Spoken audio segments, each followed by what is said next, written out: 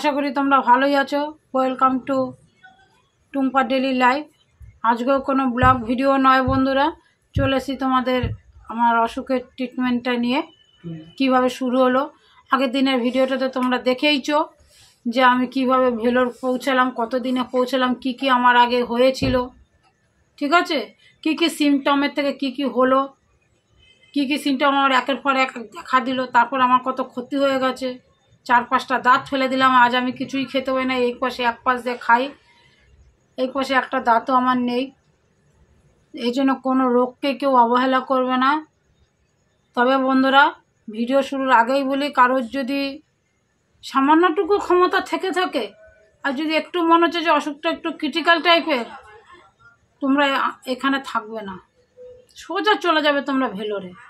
একটা ট্রেনের টিকিট কাটবে, চেষ্টা করে রিজার্ভেশন কাটতে। টিকিট পাওয়া একটু মুশকিল হয়ে যায়, যদি আগের থেকে কাটো তাহলে তো কোনো ব্যাপারই না। যাওয়ার টিকিটটা কাটবে, আসার টিকিটটা কাটবে না, কেন ওখানে কদিনে হবে, সুস্থ হবে না হবে ঠিক ঠিকানা তো নেই। যাওয়ার টিকিটকে একটা কেটে ভেলোর চলে যাও, কাঠপাত্তি চলে যাও। কাঠপাত্তি টিকিট কাটবে, কাঠপাত্তি নামবে, ওখান থেকে 100 টাকা নেবে। একটু অটোলা একটু বার্গেনিং করে, এখনও পর্যন্ত 100 টাকাই নেয় কাঠপাত্তি থেকে তোমার ভেলোর। যদি ভেলোর শহরে কোথায় যাবে, কোন হসপিটাল থেকে, অনেক সবাই সিএমসিতেই যায়। সিএমসি ছাড়াও অন্যান্য অনেক রকম ভালো ভালো হসপিটালও হয়ে গেছে বন্ধুরা। তবে যাই হোক, তোমরা ভেলোর গিয়ে পৌঁছাও, ওখানে গিয়ে ট্রিটমেন্টটা করো। এটা মানে আমার করো জোরে রিকোয়েস্ট, আমার কোনো প্রমোশন নয়, কিন্তু এটা আমি আমার নিজের অভিজ্ঞতা বলছি। কেউ যদি পার্ট 1 ভিডিওটা না দেখে থাকো, পার্ট 1 ভিডিওটা দেখো আমার কিসের থেকে কি হয়ে গেল। আর সামান্য কিছু যে বিশেষ করে অপারেশনের জন্য যদি হয়, তবে নাহলে তো এখানে আমরা তো কলকাতায় দেখাচ্ছই, দেখছো। আমাদের তো কলকাতায় থাকি, কলকাতায় ট্রিটমেন্ট করতে হবে এমনটা তো নয় যে সব ব্যাপারে যেতে পারে। কিন্তু যদি একটু ক্রিটিক্যাল অসুখ মনে হচ্ছে, বা বিশেষ করে অপারেশনের ব্যাপার, অনেক খরচার ব্যাপার, একবার তোমরা ওখানে যে দেখতে পারো কি, ওখানে যাওয়াটা মনে করি বেস্ট। তাহলে এবার চলে আসে আমার ট্রিটমেন্ট। আমি তো হসপিটালে গিয়ে পৌঁছালাম, হোটেলে গিয়ে পৌঁছালাম পরের দিন সকালে। সিএমসিতে কী হয় জানো বন্ধুরা, সবাই সিএমসি ট্রিটমেন্টের জন্য, যখন অনেক আছে সিএমসি ট্রিটমেন্টের জন্য যায়। Obviously CMC treatment one of the best, but ওখানে সব হসপিটালেরই ওই ট্রিটমেন্টই ওয়ান অফ দ্য বেস্ট, আমি এটাই বলবো আমার অভিজ্ঞতাতে। আমি যেখানে গেছি, কি বলবো, বেস্ট বললেও মনে কম বলা হবে। আমি নারভিতে দেখিয়েছি বন্ধুরা, কারণ কি নারভিতে দেখিয়েছি, গেছিলাম সিএমসির উদ্দেশ্যে গেছিলাম, কিন্তু আমি নেট ঘেটেছি। যদি সুযোগ হতো সিএমসিতে দেখাতাম, কিন্তু সিএমসিতে অ্যাপয়েন্টমেন্ট পেতে আমি তো এখান থেকে অ্যাপয়েন্টমেন্ট করে যাইনি। যদি এখান থেকে অ্যাপয়েন্টমেন্ট করে যেতে পারো তাহলে তো খুবই ভালো, ডাক্তার ডেট দেবে, সেই অনুযায়ী টিকিট করবে, চলে যাবে। কিন্তু আমাদের সেই সময়টা ছিল না। বললাম যে সিমলা থেকে ঘুরে এসে আমি আর সহ্য করতে পারছি না ব্যথাতে, আমাকে তুরন্ত 15 দিনের মধ্যে গেছি টিকিট করে, 15 দিনের মধ্যে আমি পেতাম না তোমার ডাক্তার, পেতাম না। অনলাইনে সিএমসি যেই সার্চ করলে ডাক্তার নাম চলে আসবে, যার যা রোগ, যার যা অসুখ, ওই ডাক্তার অ্যাপয়েন্টমেন্ট করে তোমরা যাবে, বুঝলে বন্ধুরা, তাতে সুবিধা হবে। কিন্তু আমি সেটা করিনি, অ্যাপয়েন্টমেন্ট করে প্রথম বলছি তো, ফার্স্ট টাইম গেছি, অচেনা 2টো মেয়ে মানুষ গেছি, না কোনো অভিজ্ঞতা আছে বাইরে যাওয়া না ট্রিটমেন্ট করার, তাও মনের জোরে। আর উপরে বড় মা বসে আছে, তাকে স্মরণ করে বন্ধুরা চলে গেছি। বড় মাকে সাথেই নিয়ে গেছিলাম, একটা ছবি বড় মার। ওনাকে ছাড়া আমি কোথাও কিছু এক পা আগাই না, ওনাকে সাথে নিয়ে চলে গেলাম। বড় মা সত্যি আমাকে ভালো ট্রিটমেন্ট করিয়ে এনেছে। যাই হোক, হসপিটাল গিয়ে পৌঁছালাম রবিবার দিন। রবিবার ওখানে হসপিটাল বন্ধ থাকে, আউটডোরগুলো আর কি বন্ধ থাকে। আমাদের এখানে যেমন বন্ধ থাকে, রবিবার আউটডোর ওখানেও বন্ধ থাকে। তাহলে চলে গেলাম সোমবার দিন 2 বোনে মিলে। আমার যত এখানকার কাগজপত্র ছিল, তবে হ্যাঁ, কলকাতায় যা ট্রিটমেন্ট করবে তোমরা, যা কাগজপত্র আছে, যা টেস্ট আছে, সব নিয়ে যাবে, কিন্তু ওগুলো অ্যালাউ করবে না। তোমাদের ওখানে নতুন করে সব করবে, সব হসপিটালেই নতুন করে সব করাবে, কিন্তু তোমাদের এগুলো চাইবে। যদি এখানে কিছু করে থাকো, ওরা এই হিস্ট্রিগুলো দেখতে চায়, কিন্তু ওরা এই টেস্টগুলোকে অ্যালাউ করবে না। হিস্ট্রিগুলো দেখতে চায়, যা টেস্ট বলো, রিপোর্ট বলো, যে যা করাবে সেগুলো সব সাথে করে নিয়ে যাবে। আমরাও নিয়ে গেছিলাম। 8 বছরে এত কাগজ হয়ে গেছিলো, নিয়ে গেছি, তবে 8 বছরের পুরোনোগুলো নেইনি, তবে কিছু কিছু রিসেন্ট যে কাগজগুলো করে রিপোর্টগুলো করেছিলাম সেগুলো 1-2 বছরে সেগুলো নিয়ে গেছি। আর নিয়ে যাওয়ার পর ডাক্তার দেখালাম।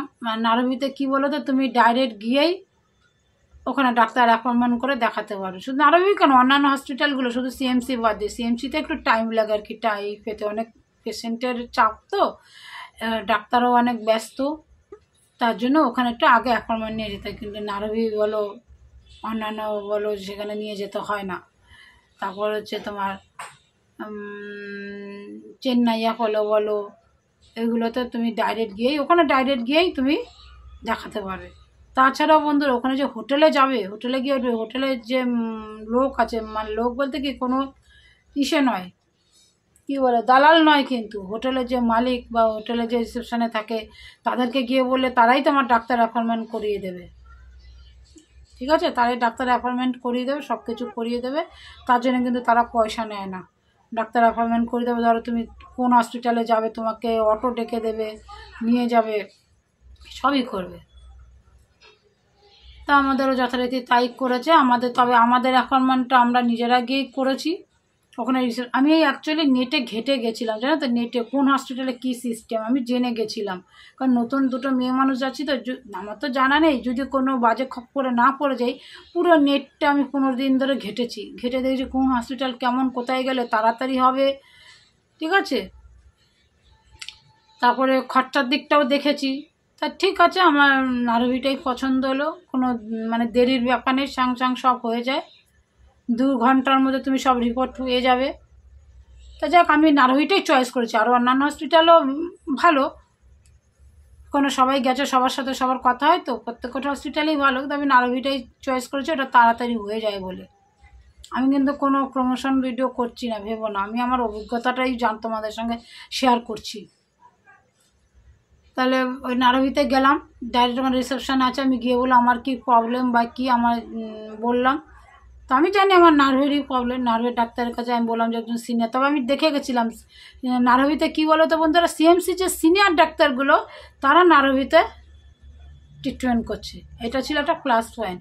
এবার আমি সেই নামগুলো তো জেনে গেছি, এবার আমি একটুখানি নেট ঘেটে তোমরা যাবে, নারভিটা ঘাটবে নারভি হসপিটাল, সিএমসি হসপিটাল, নারায়ণের সমস্ত কিছু ঘাটবে, ঘেটে নিয়ে একটু দেখে নিয়ে যাবে।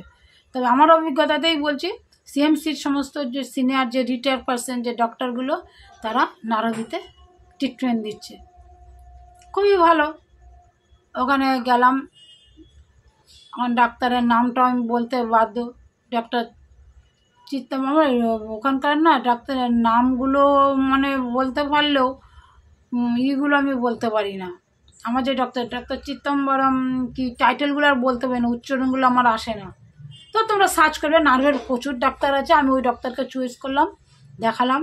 বন্ধুরা ম্যাজিক, ডাক্তার দেখে না অবাক হয়ে গেল, 8 বছর ধরে। তা যাই হোক, কাগজপত্রে দেখলো কেন এই ওষুধ শেষ হলো, বলে ওষুধ তো মোটামুটি চলছিল ঠিকই, নার্ভের ওষুধ, রোগের জন্য যে ওষুধ, সে ওষুধ ঠিকই খাচ্ছিলাম এখানে।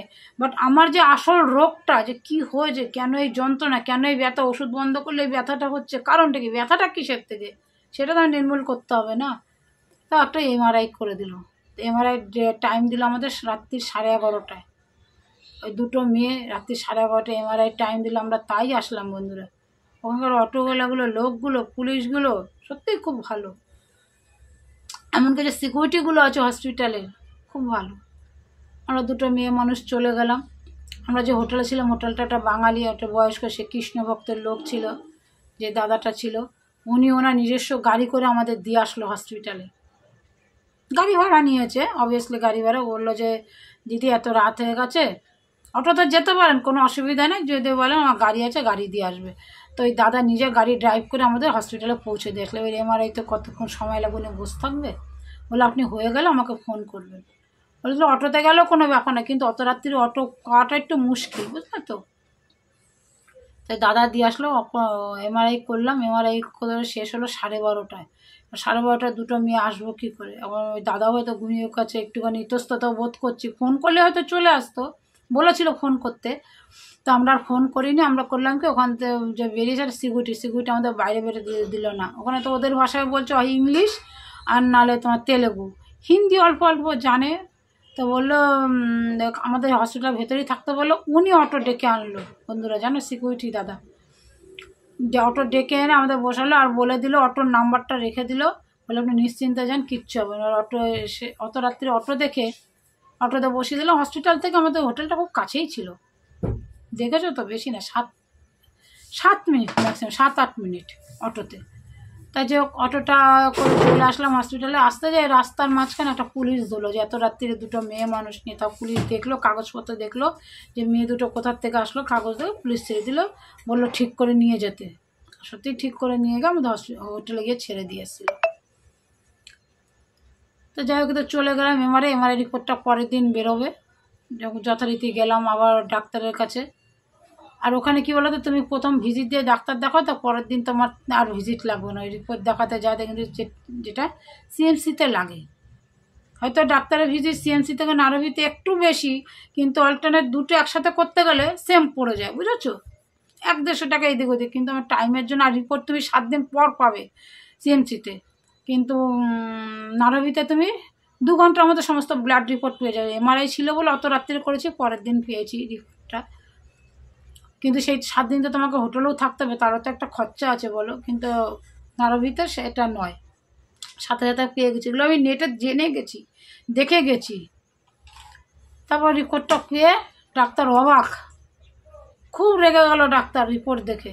ওদের ভাষায়, ওদের ওখানে যে আরও ভাষা আছে, বা ওই যে তারপর ভাষা ট্রান্সফারের যে বাংলা ভাষা জানে ট্রান্সফার, তাকে একজন ডাকলো, জিজ্ঞেস করলো যে আপনারা এতদিন ধরতে পারেনি অসুখটা কী হয়েছে। বলে এমআরআই করেছি। আমি যে হ্যাঁ এমআরআই করেছি। এমআরআই মানে ইটা নিয়ে, ফিল্মটা নেইনি, এমআরআই রিপোর্টটা নিয়ে গেছিলাম। বলে ওরা ধরতে পারিনি। আমি বললাম কেন, কী হয়েছে ডাক্তারবাবু? তখন বলে এমআরআই কবে করেছেন? এই যে দেখালো বলে, ও খুব একটু রাগারাগি করলো, বললো মাথায় ব্রেন টিউমার হয়েছে, মাথায় একটা টিউমার আছে, আর সেই টিউমারটা একদম মিডিলে আছে, কানের নার্ভটাকে পেঁচিয়ে ধরেছে। এই যে কানে শুনতে পাই না, কানে ব্যথা, হাঁটুতে ব্যথা, বন্ধুরা হাঁটতে পারতাম না, পা স্টিক হয়ে যেত, মানে আমি বাসে উঠতে গেলে পা দাঁড়িয়ে পড়তো, চলতো না, আবার হাঁটতে গেলেও চলতো, হাঁটতে হাঁটতে পাটা স্টিক হয়ে যেত, চলতো না, সব ওই টিউমারটার জন্য হচ্ছে। শুনে খুব খারাপ লাগলো। খারাপ বলতে কি, মাথার থেকে যেন আকাশ ভেঙে পড়লো, টিউমার হয়েছে, একটা অপারেশন করতে হবে, অপারেশন ছাড়া কোনো গতি নেই। বললাম মেডিসিন দে বা কিছু দে, বলো কি একটা দিয়ে বললো টিউমারটাকে বসিয়ে দেবে, কিন্তু ওটা যদি পরে আবার কখনো হয় তখন কিন্তু আর ওটাকে অপারেশন করা যাবে না। ডাক্তার যেভাবে বাংলা ভাষায় আর কি, যে ভাষায় ট্রান্সফার আছে সে ট্রান্সলেশন করে দিল, যে যদি দিয়ে করে তাহলে ওটা হয়তো বসে যাবে এখনকার মতো, তাতে খরচা আরও একটু কম হলেও কম হবে, অল্প কিছু কম হতো বলে খরচা সেরকম কম না, একটু কিছু কম যদি বসিয়ে দিল দিয়ে। আর ভবিষ্যতে যদি এটা আবার হয় তখন কিন্তু আর অপারেশন করা যাবে না। তখন পরিষ্কার বলে দিল মৃত্যু ছাড়া কোনো গতি নেই, আমাদের পরিষ্কার বলে দিল পরের ওটা বসা যাবে না। ওদের কথা মতো আমি বলছি আর কি, যে পরে আর ওটা ঠিক করা যাবে না। আর এখন যদি অপারেশন করে, আর টিউমার হলে একমাত্র এর শেষ রাস্তা হচ্ছে অপারেশন, এর উপরে কোনো উপায় নেই। এত খরচা কত বলে, খরচা ওখানে একটা পাঠালো অফিসে, মানে যেখানে ক্যাশের ব্যাপার আছে, ওখানে গিয়ে জানতে। এখন যেটা ডাক্তার বলে দিল, কিছু ওষুধ দিল, মেডিসিন দিল, বলে আপনারা কবে করাবেন? বলে যদি 2 মাসের মধ্যে করা। ওখানে গিয়ে আমাকে সমস্ত রকম ব্লাড টেস্ট এই করতে হয়েছে, প্রায় 40,000 টাকা টেস্ট করতে হয়েছে ওখানে যে আমাকে। তাহলে এই টেস্টটা আমাকে 2 মাসের মধ্যে করলে আর করতে হবে না, যদি 2 মাস পরে অপারেশনটা করে তাহলে টেস্টগুলো আমাকে আবার করাতে হবে। তাহলে আমার 50,000 টাকা আরও বেশি খরচা বন্ধুরা। তাহলে 3 তারিখ 3রা এপ্রিল আমি এখান থেকে রওনা দিলাম। 4 তারিখ রবিবার ছিল, 4 তারিখ গিয়ে না ভুল বললাম, 3 তারিখ রওনা দিলাম। হ্যাঁ 3 তারিখ রওনা দিলাম, যে 3 তারিখটা বসে 4 তারিখই ডাক্তার দেখালাম, ভুল বললাম, 4 তারিখে ডাক্তার দেখিয়েছি। 4-5 সমস্ত কিছু। 6 তারিখ কী পড়েছিল তোমার, ওই সানডে পড়ে গেছিলো। এখন অপারেশন করতে হবে, বাড়ির সবাইকে বললাম। তখন আমার হাজব্যান্ড বললো যে বাড়ি চলে আসো এখন। তারপরে সেই অফিসে খরচার কথা জানলাম, খরচা বললো 3,000 টাকা, 3 লাখ টাকা লাগবে, আর 50,000 টাকা হাতে রেখে দিতে হবে। বন্ধুরা 3 লাখ বলেছে, 50,000 হাতে রাখতে বলেছে, তবু আমরা 5 লাখ রেখে দিয়েছিলাম। যাওয়া আবার আমরা আসবো যাবো, আরও আফটার অপারেশন তো আমি আর ট্রেনে আসতে পারবো না, আমাকে প্লেনেই আসতে হবে, সব মিলে 5 লাখ টাকা রেখে দিয়েছিলাম। তারপর চলে আসলাম 9 তারিখে বাড়িতে। 8 তারিখে ট্রেন ধরলাম, 9 তারিখে ট্রেনে ধরে 9 তারিখ বাড়িতে করমণ্ডল ধরে ট্রেনে চলে আসলাম। আর প্লেনে আসলাম না, প্লেনে আসলে একটু খরচা বেশি। তা 2 বোনে ওই আমাদের হোটেলের দাদাই টিকিট করে দিল, চলে আসলাম 9 তারিখে। 9 তারিখে চলে এসে টাকা পয়সা জোগাড় করে বন্ধুরা আবার 19 এপ্রিল গেলাম, না বাবু 19 এপ্রিল চলে গেলাম। 19 এপ্রিল গিয়ে 20 এপ্রিল তোমার রবিবার পড়েছে, আবার 21 এপ্রিল ডাক্তারের সাথে কন্ট্যাক্ট করলাম যে 21 এপ্রিল নিয়ে গিয়ে যদি ভর্তি নিয়ে নেয় 22 তারিখ, তাহলে 23 তারিখ আমাকে ওটি করবে। টাকা পয়সা নিয়ে জোগাড় করলাম, ডাক্তারের সাথে কথা বললাম, ডাক্তার লিখে দিল অ্যাডমিট, সব কিছু করে দিল, টাকা পয়সা জমা টমা দিয়ে বললো না ওটি খালি নেই, আমার ওটিটা করতে টাইম লাগবে 10 ঘন্টা। 10 ঘন্টা ওটি টাইম, ওটিটা সারাদিনই আমার জন্য লাগবে। অন্যান্য পেশেন্ট অলরেডি বুক ছিল, তাই আমাকে ডেট দিতে পারছিল না। আমাকে বললো যে 24 তারিখ অ্যাডমিশন হবে, 25 তারিখ ওটি হবে। বন্ধুরা ঠাকুরের নাম করতে থাকলাম, আর ছেলে মেয়ের মুখ দুটো ভাসতো চোখে, বুক ফেটে কান্না আসতো, কী হবে না হবে, বুকে পাথর চেপে 24 তারিখ ভর্তি হয়ে গেলাম, 25 তারিখ ওটি হলো। সকাল 8:30 ওটিতে ঢুকিয়েছে, রাত ভুল বললাম 8টায়। সকাল 5টার থেকে আমাকে প্রিপারেশন নেওয়া রেডি করেছে, 8টায় ওটিতে ঢুকিয়ে দিয়েছে, আর রাত্রি 10:30টায় আমাকে ওটির থেকে বার করেছে। তাহলে বন্ধুরা ক ঘন্টা তোমরা হিসাব করো। তো যাক ওটি হলো ভালোই। ওই যে বড় মা সাথেই আছে, আমার ক্ষতি কে করবে বলো, তাকে তো সাথে নিয়েই গেছি, কার ক্ষমতা আছে আমার ক্ষতি করা। যাক ছেলে মেয়ের জ্ঞানটা এই ছেলে মেয়ের কথা মনে পড়লো যে ফিরে তো এসেছি। এই দেখো বন্ধু তোমাদের তো এতদিন দেখাইনি, এই দেখো এতদিন তোমাদের দেখাইনি। দেখো এখান দিয়ে কেটে ও পুরো ওপেন করেছিল, এখান দিয়ে কেটেছিল, এখান দিয়েও কেটেছিল, ঠিক আছে। কেটে এর খুলিটাকে পুরো উল্টে দিয়েছিল, এরকম উল্টে দিয়ে এখান দিয়ে এই পাশ দিয়ে কেটেছে বাঁ দিক দিয়ে। আর এখানে যে স্ক্রুটা ছিল এটা কি করেছে, ওটা ইঞ্জেকশন দিয়েছে, কী করেছে খুলিটা এরকম খুলে নিয়ে ওপেন করেছে। বলে ওপেন করলেই ভালো হবে, মানে অনেকগুলো নাট নিয়ে জড়িয়ে পেঁচিয়েছিল, খুব ক্রিটিক্যালভাবে ছিল। তখন শুধু আমি একটাই বলতাম, ডাক্তারবাবু আমার 2টো বাচ্চা আছে ছোট ছোট, কিছু হবে না তো? বললো না কিচ্ছু হবে না, এগুলো আমাদের মা। ওরা খুব মানে ওরা খুব ক্যাজুয়াল, মানে ওরাদের এটা ওদের কাছে কোনো ব্যাপার নেই, ওদের সাধারণ ওটি, ওদের কথা মতো কোনো বনসইও নেয়নি বন্ধুরা জানো। আমার বোনকে জিজ্ঞেস করলাম বনসই নিয়েছে, বলে না বনসইও নেয়নি। মানে ওরা বললো কিছুই এটা মামুলি ব্যাপার, এখানে ওই হসপিটালে হামেশাই হচ্ছে। আর এখানে জিজ্ঞেস করেছিলাম ওই সাথে না কলকাতায় জিজ্ঞেস করেছিলাম মণিপালে, খরচা বলেছিল বন্ধুরা 7 লাখ, 7 লাখ। 2বার ওটি করতে হতে পারে, পেশেন্টের কোনো গ্যারান্টি নেই। বন্ধুরা এইসব কথা শুনে তোমাদের কাকে বললো না এখানে আর করবো না, সোজা ভেলোর এসে বললাম ভেলোরের গল্প, তবে বললো না চলো ভেলোরেই চলো। যাক ওখানে গিয়ে তো আমার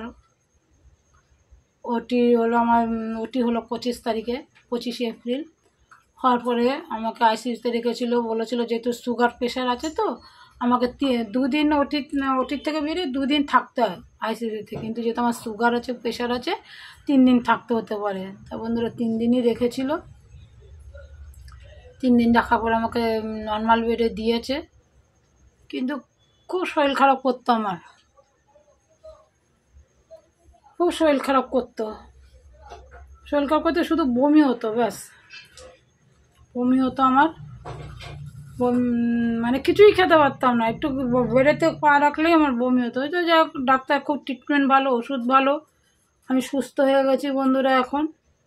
ওই যে আমার অপারেশনের পরে আমার হাঁটু ব্যথা, পায়ে ব্যথা, এই ব্যথা কিচ্ছু নেই, আমি এখন খুব সুস্থ আছি, বিন্দাস আছি। আর সামান্য ওটি হয়েছে, এত বড় একটা অপারেশন হয়েছে, একটু তো অসুস্থ থাকবেই, একটু উইকনেস থাকবেই বন্ধুরা।